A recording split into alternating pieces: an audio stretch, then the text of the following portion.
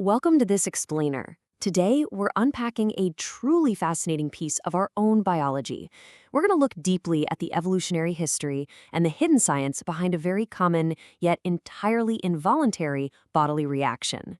It's one of those bizarre quirks of human anatomy.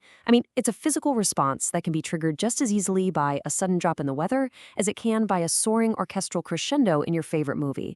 It's something every single one of us experiences, sometimes literally every day, but we rarely pause to actually understand it. Well, today we are elevating our understanding of our own hardware. Get ready because we're looking at the primal reflex, the profound and hidden science of goosebumps. Okay, let's dive into this. Have you ever wondered why your skin suddenly breaks out in tiny bumps, even when the thermostat in your house is set to a perfectly comfortable 72 degrees? You know the exact feeling. You're sitting completely still, maybe listening to an absolutely incredible piece of music, or you're watching a terrifyingly tense scene in the thriller, and suddenly, a wave washes over you. Your arms are covered in those familiar little raised bumps, and a literal chill runs right down your spine. It's an automatic physical phenomenon, right? Something deeply universal to the human experience, yet it feels completely out of our conscious control. So why does our skin do this? What is the actual purpose behind this sudden, dramatic transformation of our skin's surface? To answer that, we really need to demystify what's actually happening on a microscopic level right under the surface of our skin. In the medical community, this phenomenon is known as piloerection. Now, we aren't just magically getting bumps on our arms. There's a highly specific mechanical process occurring here. Every single time you get goosebumps, your body is executing a flawless, beautifully coordinated physical routine driven by something called the erector pili muscle. It's a microscopic feat of biological engineering, really is. When this reflex kicks in, your body is essentially pulling tiny levers and tightening microscopic strings all across the canvas of your skin. Let's move to and see how this builds, because this process unfolds as an incredibly fast, dynamic sequence. It's like an exciting mini-story happening right inside your nervous system. Step 1 begins when a stimulus triggers your brain. Simple enough, right? Then, step 2, your sympathetic nervous system instantly kicks into high gear. It fires off signals straight to your skin using a sudden rush of adrenaline, or epinephrine, as its primary messenger.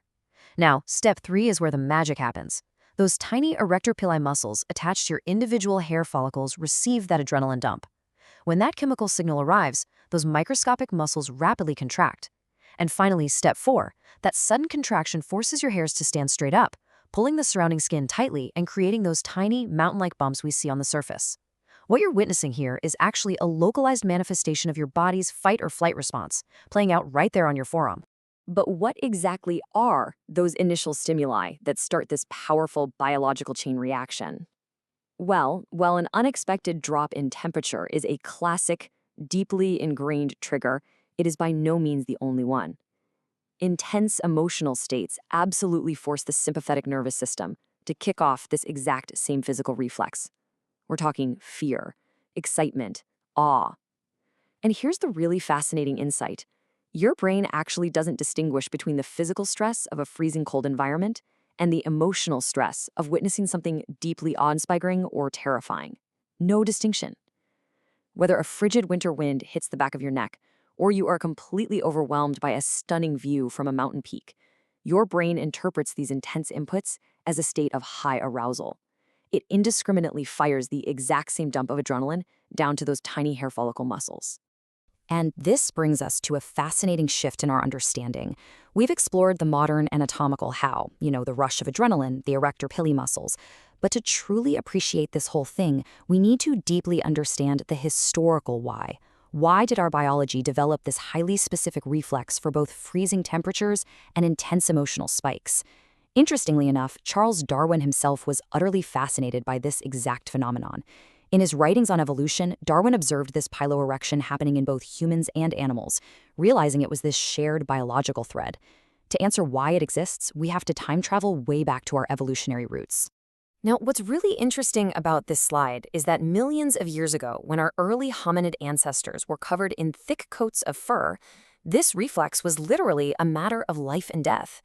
If they were caught in freezing temperatures, making all their hair stand on end created a vital, insulating layer that trapped warm air directly against the body.